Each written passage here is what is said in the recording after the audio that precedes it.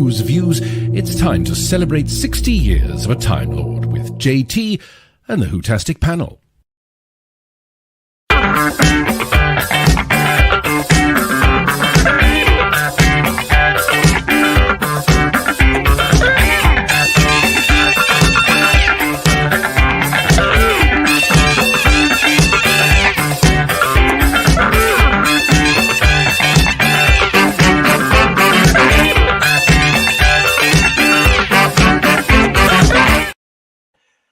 Hello, here we are again. Welcome to Whose Views. It's myself, and Paul, and Phil. Hiya, guys. Hiya. And we are here to talk about the Tales of the Tardis, which, of course, has been dropped, to use the youth vernacular. It was all dropped, wasn't it, on the 1st of November? So, wow, yeah. So, welcome, guys. Nice to see you both. Have you both watched this for a start? Oh, definitely, yes. Many times. Absolutely. Oh, many times. Oh, we've got an expert coming up here then. Well, that's good to know. That's good to know. Oh, twice. I watched them twice, yeah. You've watched them twice. Well, that's good. Right, so what we're doing, yeah. So hello to everybody that's watching it. Yeah, nice to see you all. So what we've got here is Tales of the TARDIS. So this was dropped. Dropped bang, like an earring, Phil. You know, it was dropped on BBC iPlayer on the 1st of November. And that's, of course, when the whole of the Whoniverse was launched, wasn't it, really? All this branded Whoniverse came on. So I think a lot of us were sort of like, ooh, quite excited. And it was the Whoniverse Tales of the TARDIS. Actually, this was a real surprise for all of us as well, wasn't it? We weren't really expecting this. And so what we've got is this. We've got 6 special... Now, I don't know what to call these. They're not really episodes, are they? And they're not really stories. So I'm going to call them... Yeah, I'm going to call them like a segment. So we've got the Time Meddler, the Mind Robber, the 3 Doctors, Earthshock, Vengeance on Varos, and the Curse of Fenric. And this really did kick off the whole Whoniverse type thing. So when you actually go to the iPlayer now and you want to select one of those stories, you're getting these little things that are like bookends at the beginning, at the end, in case you haven't seen this. Because apparently we all know this is only available, he says, in Britain and Ireland. Yeah, exactly. And I'm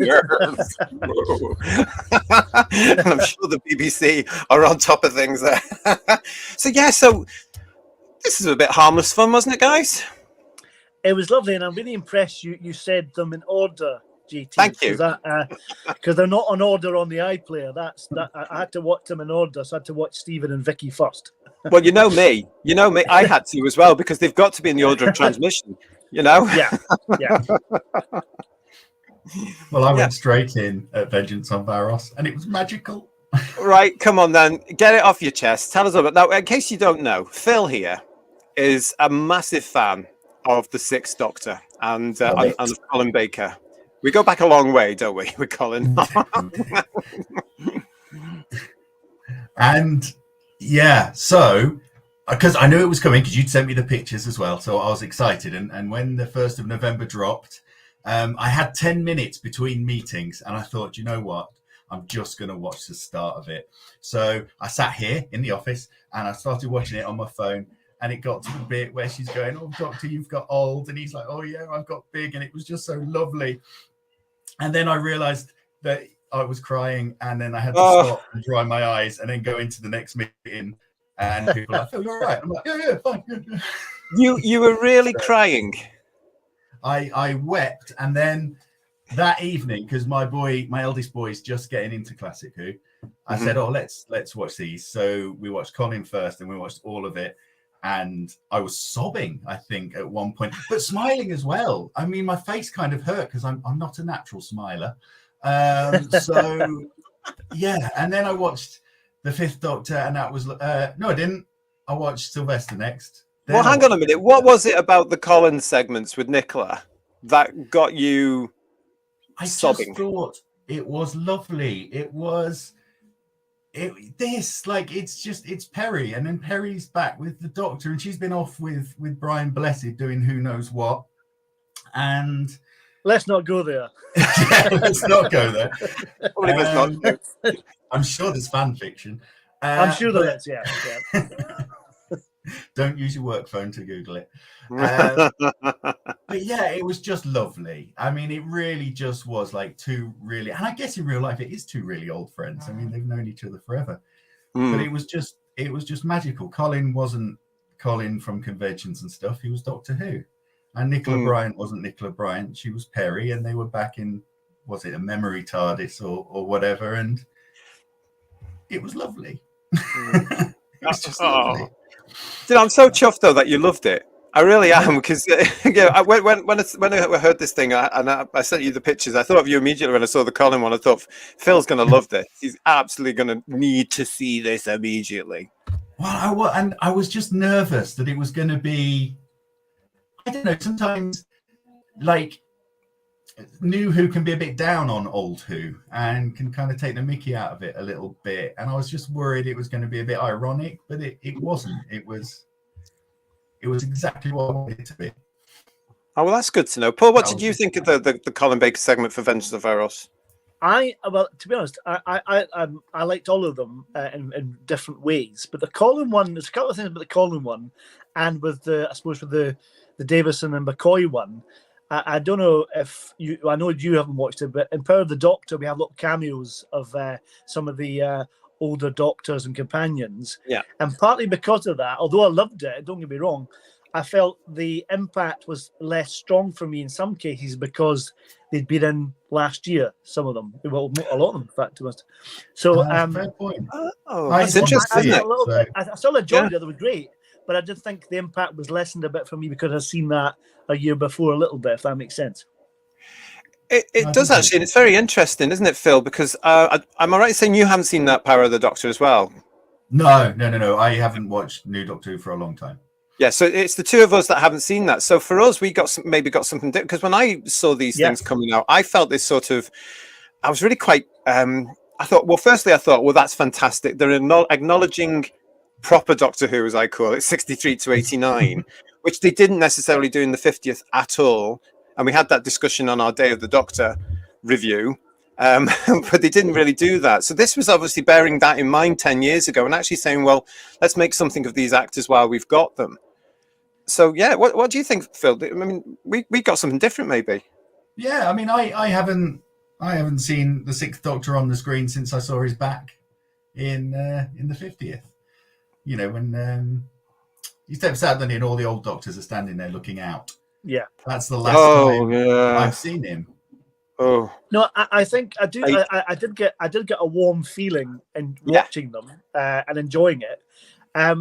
As a pernickety Doctor Who fan, like most of us are, there are a couple of bits that I'm going to criticise. I thought Colin and Nicola were great, okay, but what gets me, and it's maybe more to come, because I think there are hints of these Doctors maybe being alternative it's time stream versions from picking up some of the dialogue. I could be making more of this than there's there, but the as you do, but the Colin not wearing his costume rankles a bit with me. I don't know how you feel about this film, being a big fan, whether Colin wearing his fantastic coat we've now embraced, or we should still be embracing it. He's not wearing that, so I don't know how you feel about that, but I missed him not wearing that.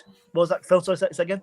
It would have been nice, I think. Yeah. Even if the coat maybe doesn't fit anymore, he still could have worn the waistcoat and the trousers. Yeah. Yeah. Yeah, I mean, I'm glad you two have mentioned that, because I was humming and hawing before this show whether or not that was too panicky. Because I was even though Colin, let's show that picture again. Even though Colin looks fantastic in this outfit, I don't know if this is one. I think this has been designed for Colin, but this is very tasteful in a sense, isn't it? Because it's all coordinated. There's no hint of the actual Sixth Doctor there. So if we're looking at this as fans and we're thinking, right, if this is a memory, why did the Sixth Doctor tidy himself up with age? Yeah.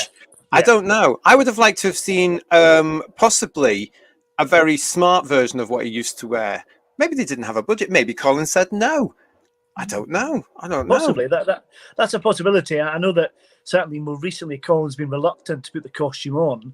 And I know I think he was at another convention. He was convinced to do it for some photo shoots, I believe. But it's a real shame, because I think it's kind of, at the time, it had a sometimes an adverse reaction. But I love it now. I think it's a great costume, and we should be embracing it now, not kind of rejecting it. You know what I mean? It does, yeah, I do. It does come across sometimes that the BBC may be a little bit sort of ashamed of those type of things. But then again, who knows what's to come? Dig. Let's have a look here. Tardis Spider is saying, and he's an expert at this, that outfit is easy for cosplay. Well, I suppose that's the other aspect of it, isn't it? Because people can actually now say I'm the Sixth Doctor now by turning up in a three-piece suit, maybe. Well, I think he looks more like Colonel Mustard than the Doctor, to be fair. That's very true. Gary's here. Hello, mate. How are you, Gary? Colin looks like a wine tasting critic. He does, doesn't he? Yeah. And that would suit him. Yeah. And Garbage is here. Hello, pal. McGann lost the wig, so Colin lost the coat. That's fantastic. Honestly, I didn't care. No, because you were the Doctor, you hear him talk, and it's Perry's accent's gone a bit funny, but she's been traveling the universe, hasn't she, with Ryan Blessed? So. Well, I know she's older. What I did like about the particular Colin and Nicola one, and that it ties in with the season 22 trailer. Oh yes, she visits Yokanos's grave or his monument, whatever, and there's a hint to that, so they're tying that in with the continuity, which was lovely. Nice.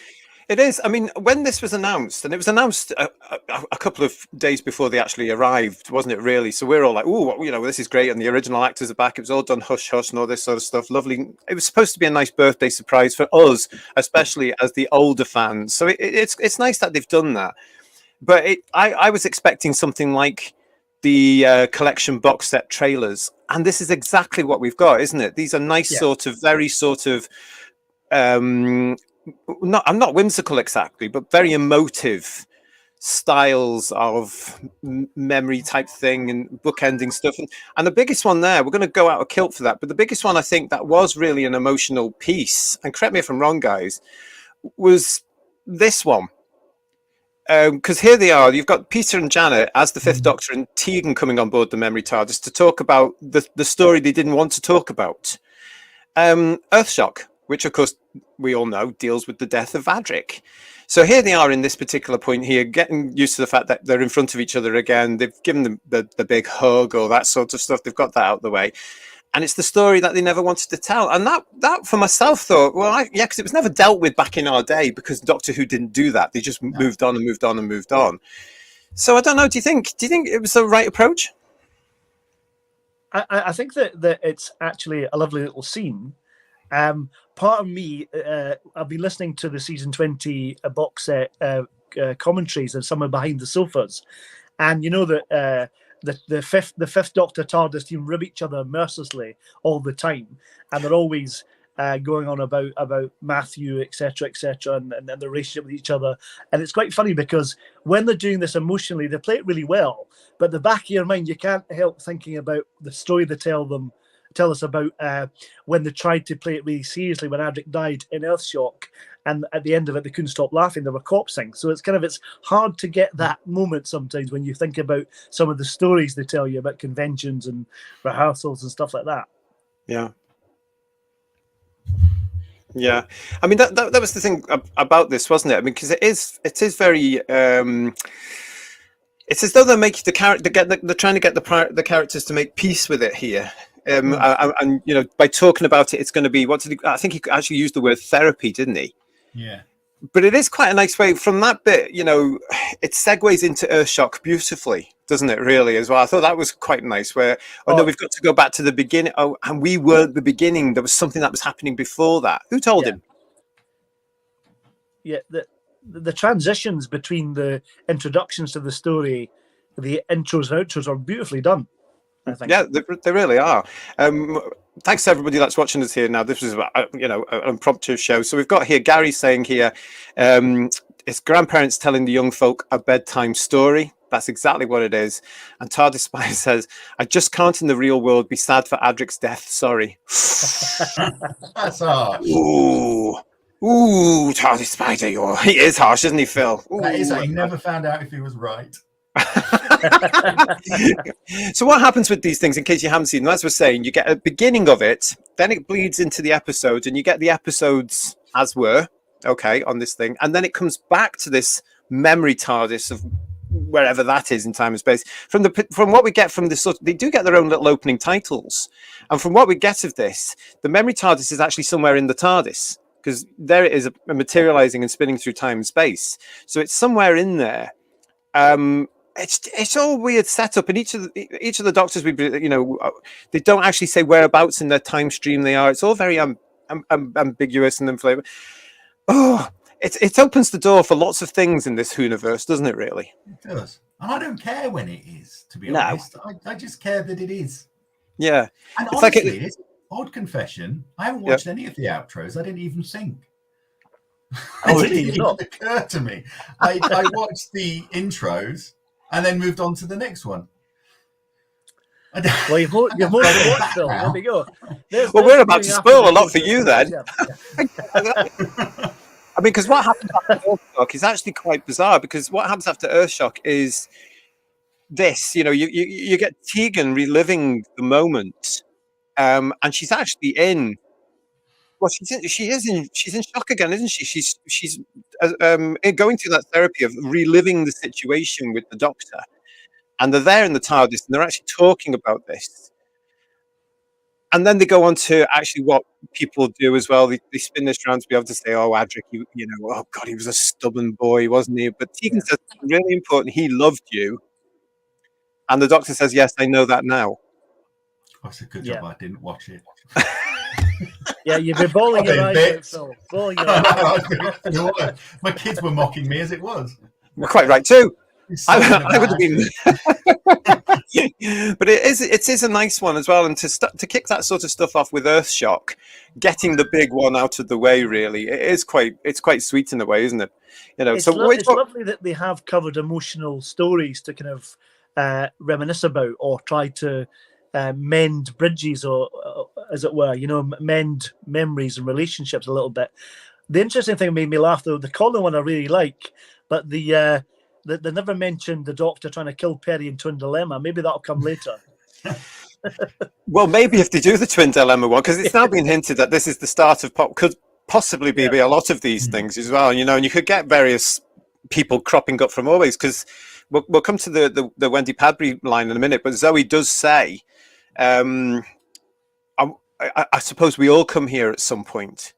It's as though the TARDIS has got to a certain point in its own age or something like that. It's going, right, come on. I've got to do something about it. It's quite nice how they've done it in that sense. Garbage is saying, I was worried they would be a bit corny, but I think they're all well done, actually. Yeah, they're done with care, aren't they, guys? Yeah, they are. I mean, like I said, I've watched them twice now. I watched them again this afternoon just to kind of refresh my memory for discussing it tonight. Yeah, and Phil. You kind of when you watch your first time, there are lots of bits you miss. You know what I mean? Ooh. And you pick up much more. I mean, certainly, I was reminded of how close Nyssa and Tegan are now as well. So, don't. I'd read about that online and hadn't noticed it when I watched. I didn't notice it the first time, and then I saw it online and I watched it again. Oh, right, yes.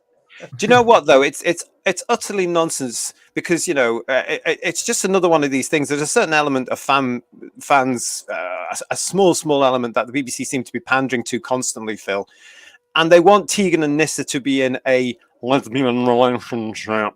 But I keep looking at the content. Yes, exactly. Nyssa is far in the future in Terminus. Yeah. I don't know. But the other thing is, I'm thinking about, I think that Tegan said goodnight to her cat, who she named Nyssa after her dear friend. Let's leave it at that, you loonies. It's absolutely ridiculous. I just don't understand why the BBC keep pandering to this absolute nonsense. I really don't. It's just silly. So Paul, what was your favourite one? I think my favourite one, and it goes back to what I was saying about Power of the Doctor. Sorry to keep mentioning that episode.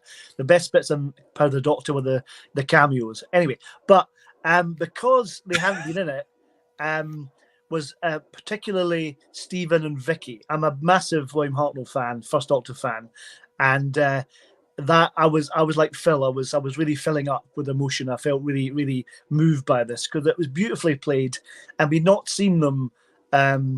Well, for years and years and years. I know we'd seen Vicky in the trailer for season 2 on the Blu-ray, and that was Yeah. beautiful as well with a granddaughter. That was really lovely, and this had the same effect, and I thought they played it beautifully, and with a little bit. Oh, wait a minute. Can I say this because Phil's not seen the end of them? Yes. Are you Yes. okay? It's my own Well, fault. there's a moment when they're thinking about the Doctor must be here. Let's wish the Doctor here, and we hear a voice, and we hear Hartnell's voice saying a line from something and laughing the way that Hartnell used to laugh, and it's beautiful. I half expected David Bradley to turn up, but there we go. But I'm so glad he didn't. Yeah, that would have wound me up if they'd actually thrown him into that element. It is actually Hartnell's giggle, isn't it? And I think that's much more respectful to the gaffer himself, to be quite honest. And that was lovely because that included another Doctor in it without having a double, or because Hartnell's obviously no longer with us. So you had that presence of the Doctor for their one. But talking about where Stephen had come from and what happened in the Savages and reminiscing about what happened to Vicky in Troy and all that kind of stuff is really lovely. And the way they're dressed, I mean, I love Peter Provis's costume because he mentions that he was left to rule the planet. He was king of the planet of the Savages, whatever it's called, and Vicky talking about being a farmer with Troilus. It's lovely. It's really, really nice. It's a fantastic piece. And when they find the Doctor's pocket watch and stuff, that's really nice. It's amazing that after so long, they click back into this so beautifully, don't they? They really do, and it's just a case of like, I mean, this is the special thing about our lovely show here.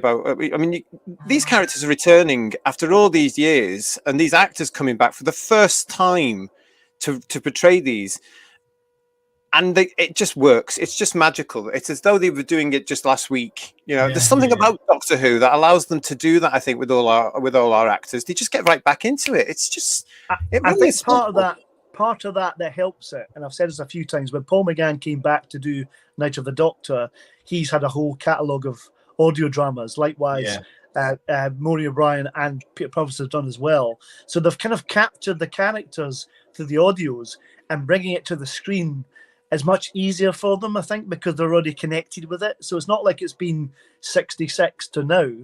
It's actually been a few kind of rehearsals for this moment, and they've really paid off, I think. Yeah. It says Tardis Spider is saying in the chat here, finally a good use for the Whittaker Tardis console, a campfire. That's just clicked with me, actually. I half expect, when you've seen a campfire and you kind of once you're finished camping, you put the fire out. I half expected them to step on the TARDIS to put it out, but they didn't. I'm disappointed. Yeah, chuck a bucket of water on it and stamp on it. And then stamp on it and break it all up. Yeah. just call me slow, guys. But I've just realised that is the. I didn't realise that at all. I've only just seen it. Thank you for that, because of course I didn't see the Whittaker era, although I did see pictures of the console back when it was released. I've just realised that's what that is, and it's bloody awful there as well. The whole format of this, though, is familiar to me, and I just want to give this a nod, because I don't know if you guys will remember, and some of our Who viewers may remember this, but around about the end of the 80s into the 90s, this idea of characters sitting around a campfire was mooted by a fan.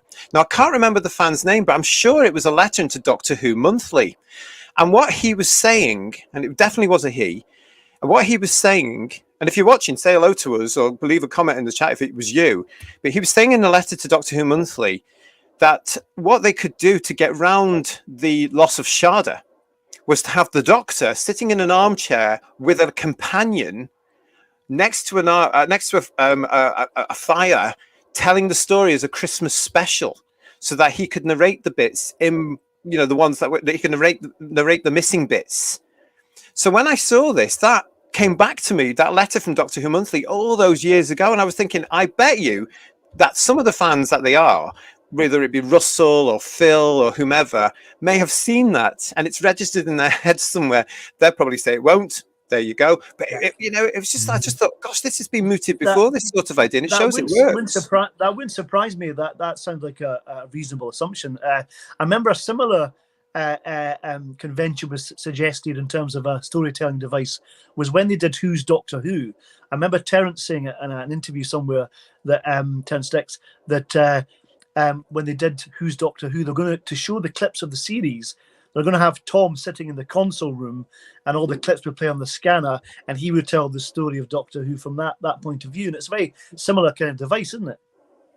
Yeah. It is actually, and it does work, doesn't it, Phil? And it looks like it's been going to be able to be adapted now and be able to run whenever they want to do it in whatever format they want to do it.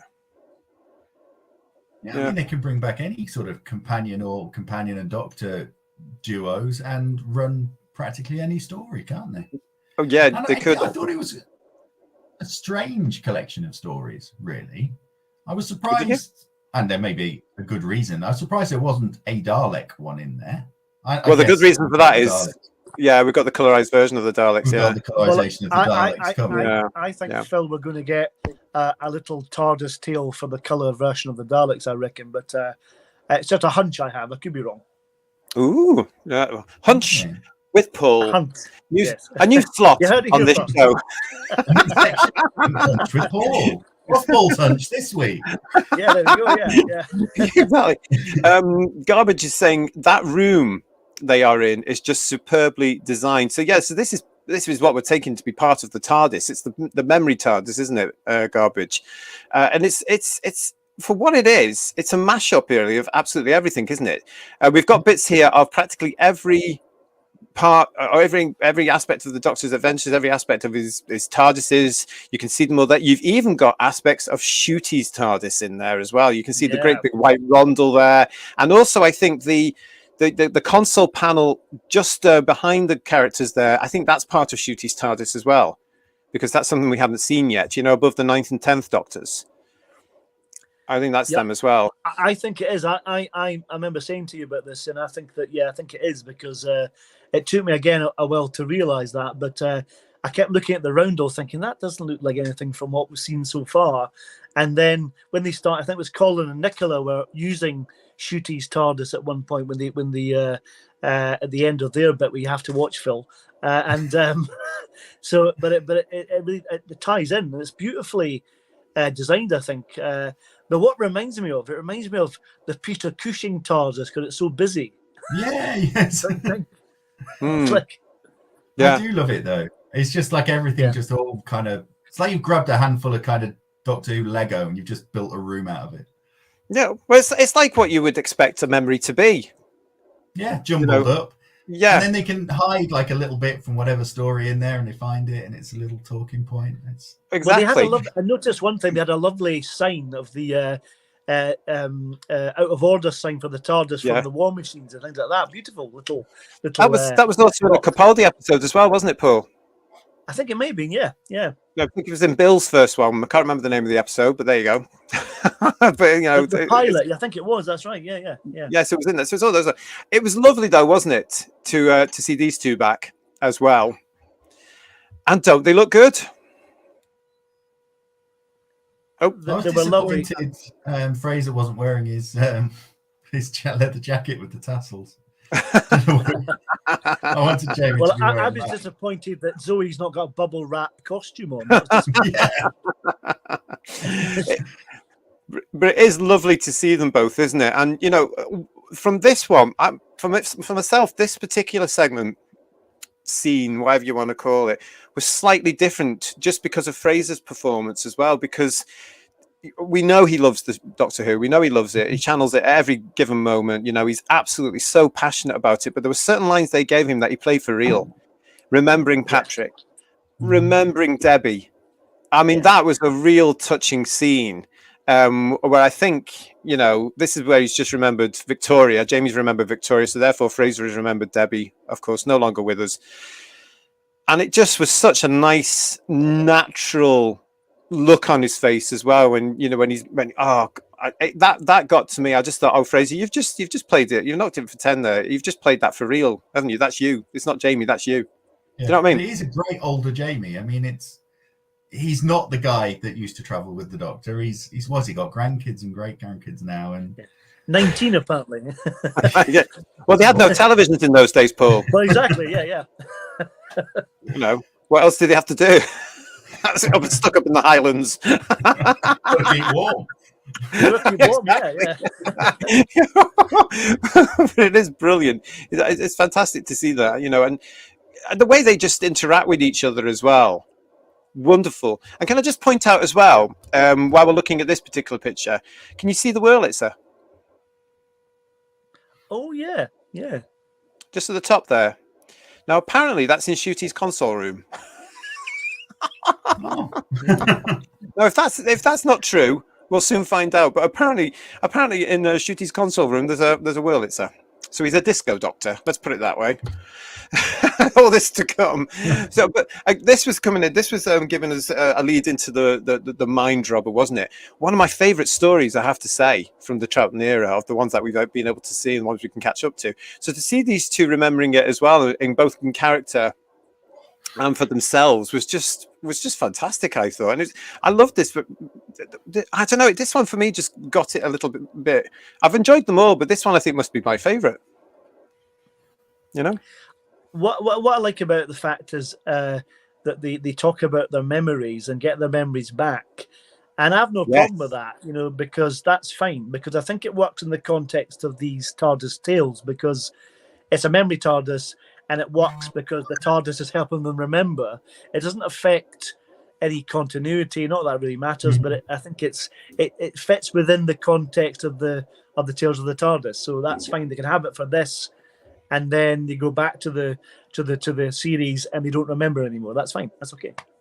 Unless it's Series 6B theory, like they have in the Five Doctors. Oh, don't. We're not going down that. We're not going down that route. We're done that way now, yeah. But according to the interview in SFX, it's suggested that their memories are there for good. The TARDIS has restored their memories, or you know, so it means that they can go back and remember each other, remember their times where in their lives. Yeah, you know, that's lifting the drama off that episode, I suppose. I don't know, but it basically says it means that they can come back into the main show if necessary. I'm getting so confused.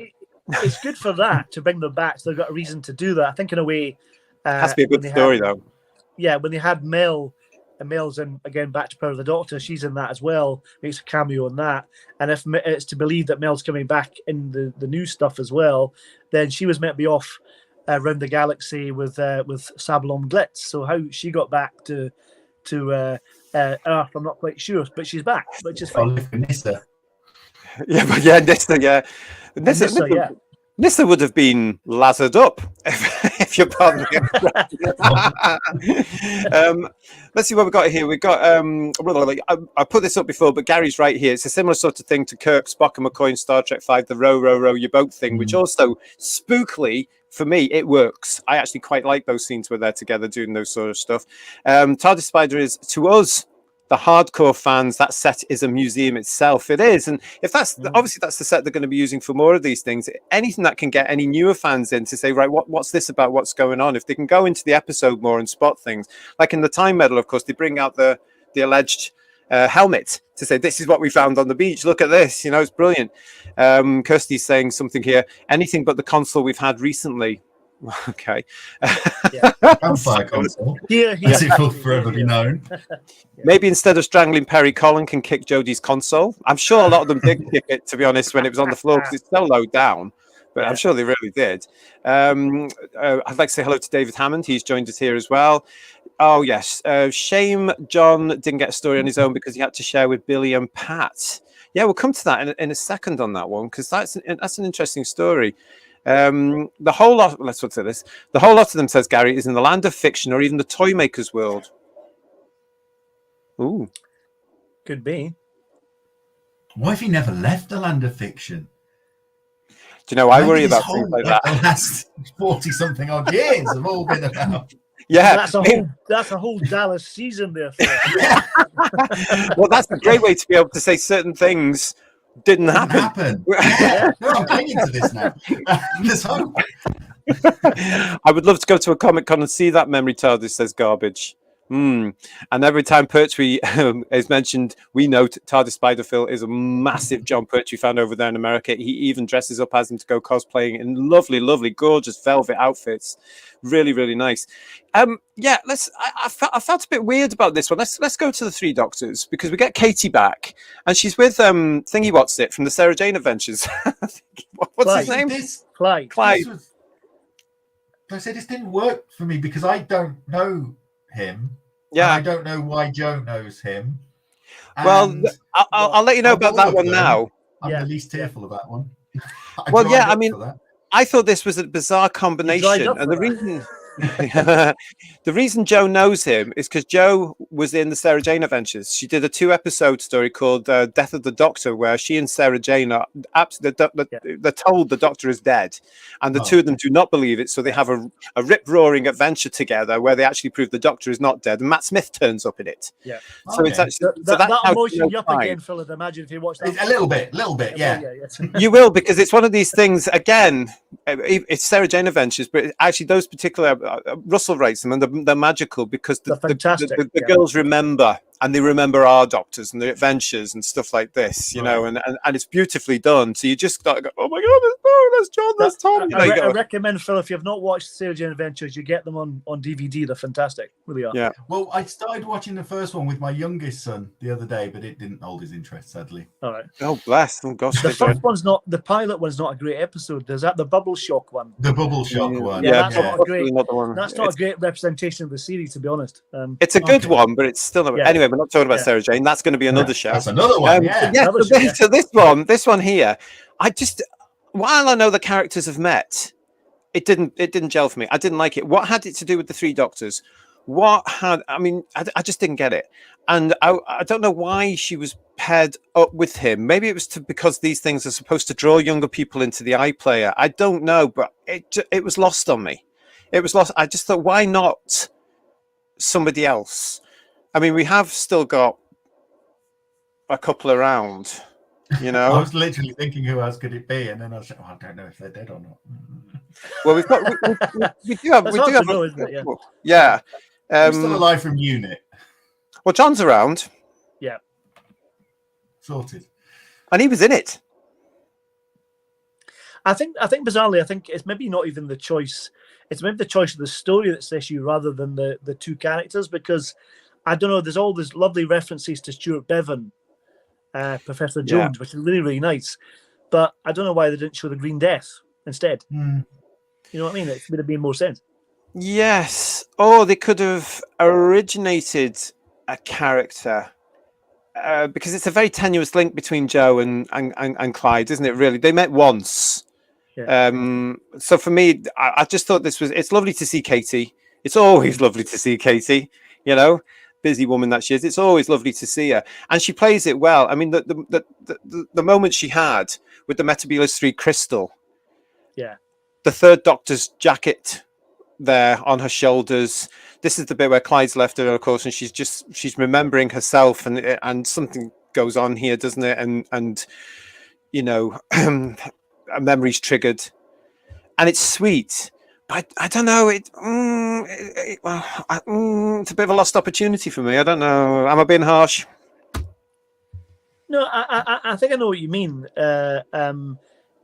Maybe it would have been better with another character. Was it Corporal Bell, maybe? Because Fernanda Marlowe, I think, is still with us, so she could have been there as a unit soldier, perhaps. Yeah.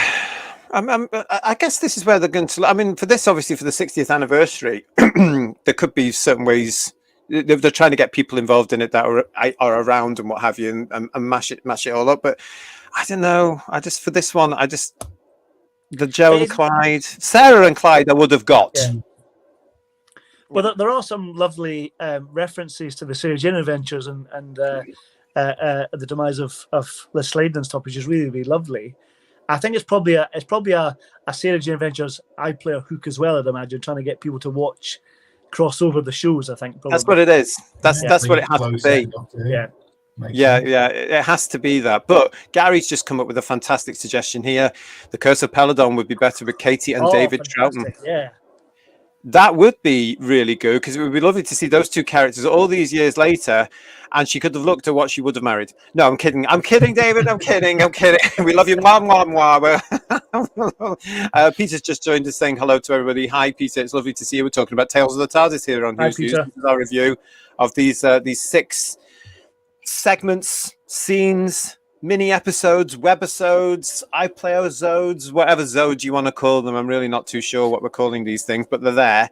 And so we thought we'd get together and just talk about them a week after they've been dropped. So it was nice to see the 3 Doctors in there, obviously. And the reason they've done that is, yes, it's the big 60th anniversary year, but it's also the 50th anniversary of the 3 Doctors, just to remind everybody. And yeah, it's something we're going to be celebrating on this channel. So if you haven't already, please subscribe. Because that's coming up. Oh, we haven't forgotten the 3 Doctors. That's on the way. But that one was, out of all of them, I think that was the one that missed for me. So interesting. It didn't work for me, that one. But no. Yeah, I felt much the same. It was, I think, probably if it was a Green Death, it may work better with possibly Katie on her own. Katie is very capable of doing a one piece, isn't she? Yeah. She really is. She would be able to pull that off. So that could be quite interesting, because when you do look at her era, you know, She and could it's have a brought shame, that. really, isn't it? She could have brought the baby sea devil with her from the trailer. Remember that? Yeah, it could have been like Gordon the Gopher, couldn't it? Yeah. So we've got all that. So that for us, Phil's looking blankly. What are we talking about? You don't remember? I don't know. I didn't know if this happened at the end, and I just didn't watch it. No, it's on. No. The So what 9, happens? What Blu-ray happens at box the end of set, it, Phil? Is she? Did you see the bit where she opens the drawer of the console and the sonic screwdrivers are in there? Yes, and then And they have this silly showed her how fight. it worked. Yeah, they have this silly fight, doesn't she? Oh, this is the one I remember. You know, her Doctor, the 3rd Doctor. All these character option toys are in there. Lovely. He's obviously been to the shop and bought them all. But what we've got is, at the end, she finds the Metabulus 3 crystal, and she wishes and she wishes and she wishes, and what happens, Paul? What happens? Yeah. Go on, tell him. I can't remember now. Her husband turns That's up. good then. Sorry. Her husband turns up. Of course, the voice of Stuart Bevan. Yes, of course, yes, yeah.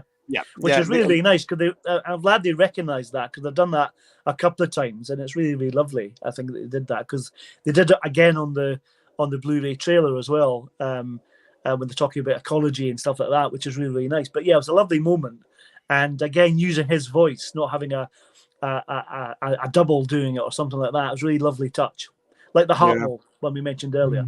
Yeah, it is quite nice. We're going to move on now to the already we're up to the final one. So this was this one, wasn't it, with Sylve and Sophie coming back here, recorded on the day actually that Sylvester went to the concert in Cardiff, the 60th anniversary concert.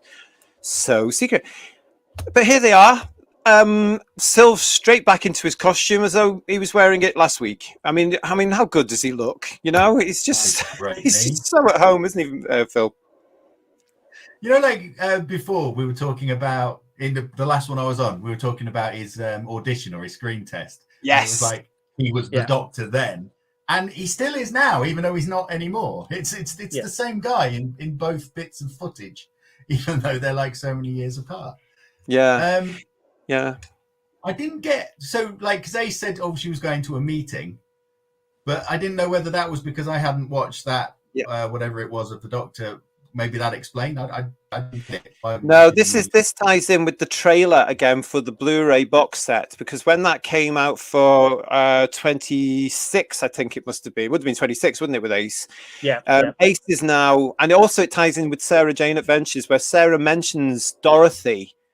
Who has set up a charity called A Charitable Earth, ACE. Yeah.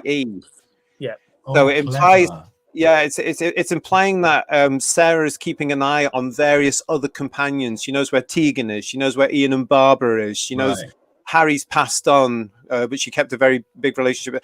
So it's all this continuity for sad geekies like us is bringing it in. So this whole thing about Ace being in the suit and on her way to a meeting is because she's the head of this a charitable Earth organization. Now, I don't know if Yeah. Harold the Doctor rewrote that, Paul.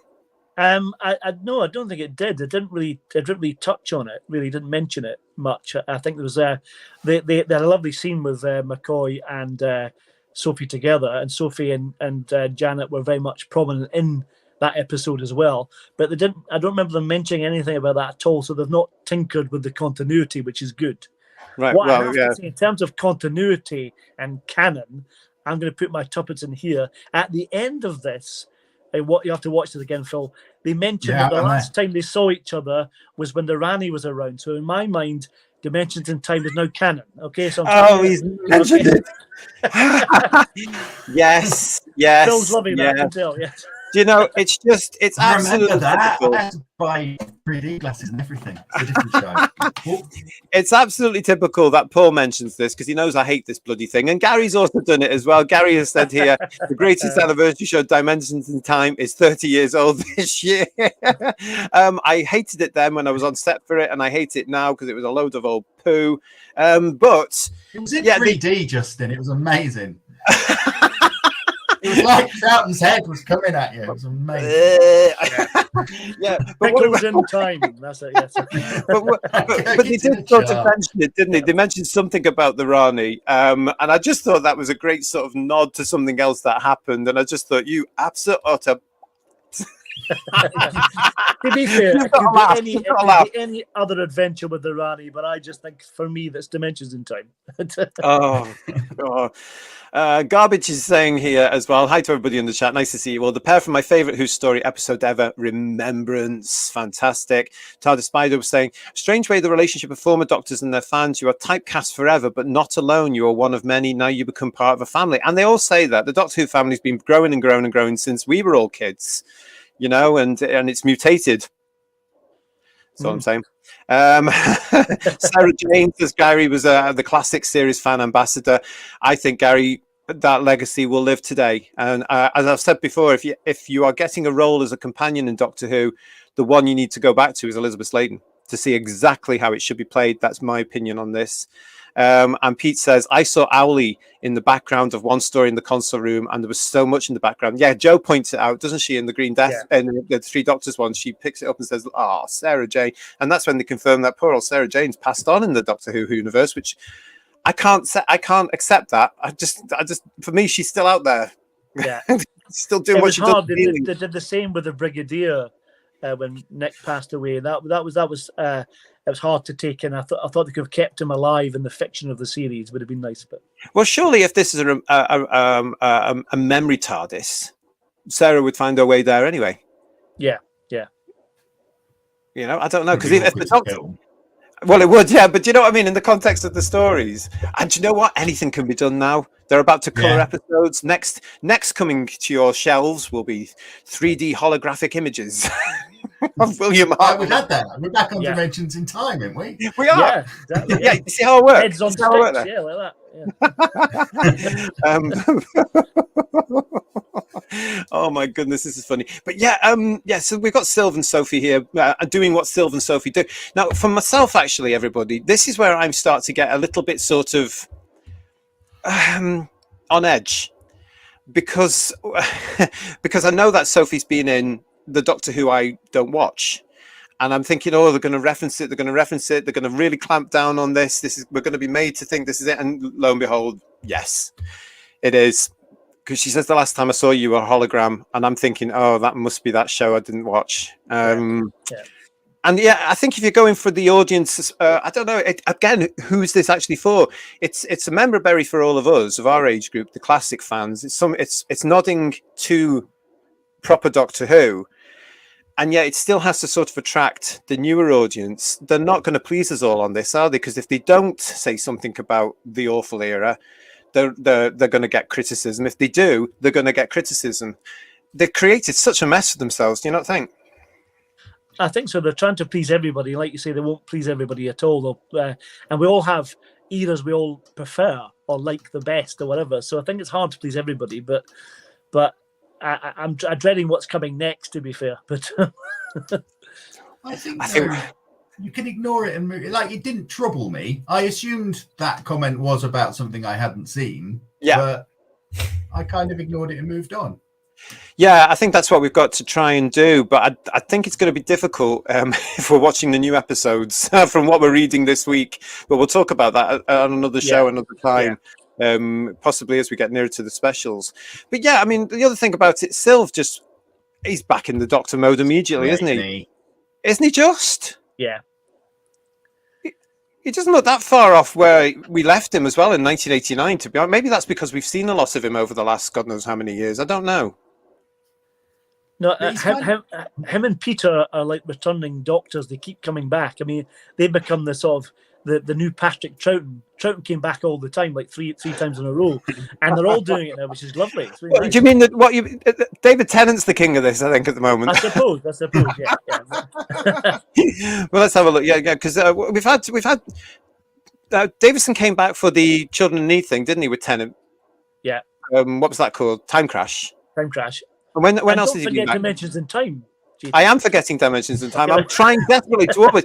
I forgot it for 20 years. In the last couple of years, it's been mentioned, whether I like it or not, to me continually. It's really getting great. In the last 10 minutes, it's been mentioned to me. Yes.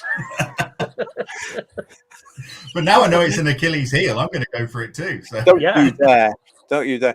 I'll have to dig out the pictures of us with tonight, isn't it? That's what it is. Yeah. Well, I'll have to try and find the photographs of us on set in Greenwich with Pertwee and Debbie Watling, because that was funny because there was a pub over the road. Anyway, that's another story. What were we saying? Oh, yeah, so we're talking about the one with Sylvester and Sophie. This one led into the Curse of Fenric. I don't know what they were trying to do with this one. I mean, I did quite. I've got the notes from it here, and I was looking at it. I was thinking, oh yeah, this is okay. This is not bad.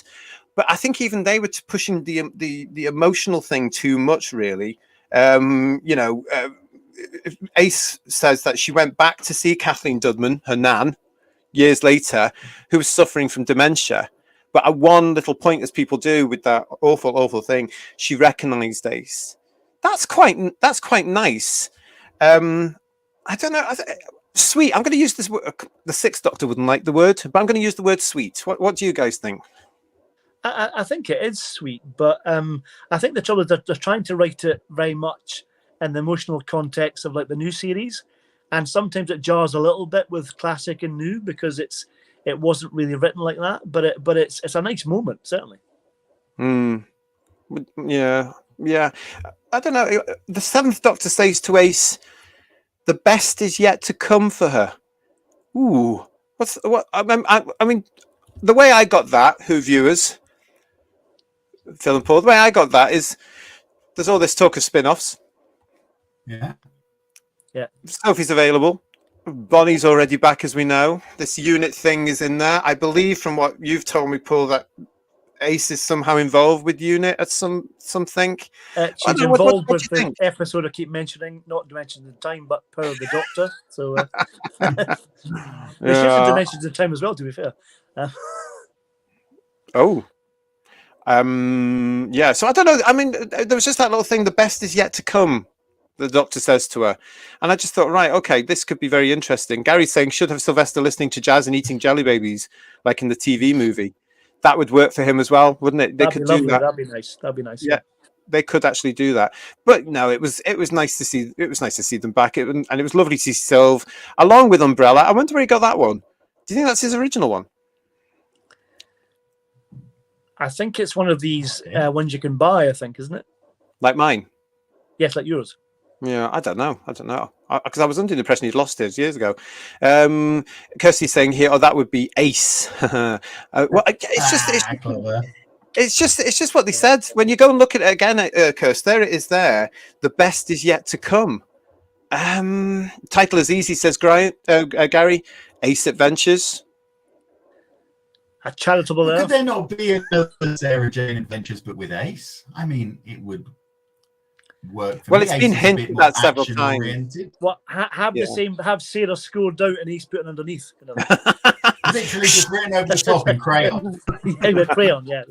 Same house, get K9 back in. Well, no, no, that's another story. Tardis Spider would say, who would sing the theme tune? Well, Dennis Waterman, obviously. We'd bring him out and just... Oh, no, he's gone. Obviously. Small man for You'd the have to job. defrost him first. Yeah, you would, wouldn't you, really? Yeah.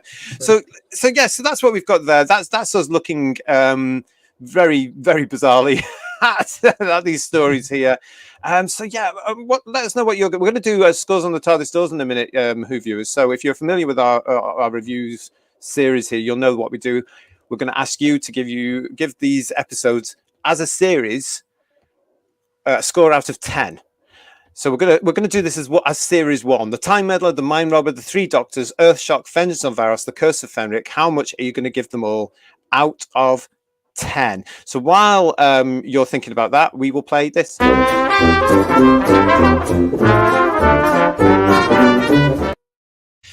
Right, and I'll start with Paul. What are you going to give this, what I'm going to call the first series, because of the hints, of Tales of the TARDIS? No, I thoroughly enjoyed it. I know I've criticised some of it, but I think I would say, for pure nostalgia, I'll give it 8 out of 10. Oh, all right then. And Phil, what would you give this out of 10? You know where this is going. I have not cried so much since Bambi. So it's a solid 10 just for Colin. And I'll put up with the fact that I didn't really get the three that version. But whatever. It was great. The whole Colin and everything was beautiful. And I loved it. Okay, so you're going to give that. Well done, you. That's brilliant. He will go back after this now and he will watch the end bits, and he'll be like, I'm gonna mull some more wine and I'll be texting. And when he pours the wine, he has a straw in the glass with it. It's fantastic. From my You'll point need it for the end view, bits, you will. Yeah, from my point of view, I thought these were okay. I thought they were a nice little touch. Thought they were a lovely little addition to the 60th anniversary year. A little bit heavy on the emotion for me because I'm not that sort of guy. I really don't want that. I was brought up on original Doctor Who, but I am going to give it. I'm going to give it a 9 out of 10. I'll give them a 9 out of 10 because that's because I thought they were sweet. I thought they were nice and a nice thing to do in the 60th anniversary year. But it'd be interesting to see where they go next and who they can bring in next. But it's a nice way to treasure our stars, isn't it? From an era that's, well, you know. What I was going to say, we've not touched on a couple of elephants in the room. For instance, where is representation for Tom? On elephant, yes. So where's Tom? Where's Tom's contribution? What's going on there? Well, I was going to bring this up with you, so let's talk about this. There were 2 missing, weren't there? There's the mighty Tom and McGann, who would do anything at a drop of the hat, wouldn't he? McGann. Maybe they're waiting. Yeah. Yeah. Well, they've got the girders from McGann's TARDIS in the Yes. So he's represented. Maybe it's because he's got one story. They're waiting for Daphne to come back to the country or something like that to film that. It would be very amiss, wouldn't it, everybody, if they didn't get McGann into that set. Or they're waiting for his miniseries to come. Oh, that's a myth. That's not going to happen. I'm telling you right now, that's a myth. That's fan nonsense. That's gone up there. But it would be great. I mean, they've even got his costume there, haven't they? The one he's been wearing since, well, for 10 years, basically. It's been there, so they can put that one on. But what is it? What do you guys think as well, Who views? The mighty Tom, the gaffer, as he is now. Where is he? I said this to you on the day, JT, didn't I? I said, weird, there's not a Tom in there. So I reckon there's something big, or maybe he gets his own series of TARDIS tales, which is just him doing the key to time. But yeah, maybe he's getting something a bit bigger. We have to remember he's 89, so maybe that's the thing there. I don't know. There were ways and means, even if they travelled down to him and did it in his garden, a la First Doctor. Yeah, it would be quite funny if the TARDIS reached out to that incarnation. It'd be lovely to see him. Gary's given us here. Thanks for joining in, Gary.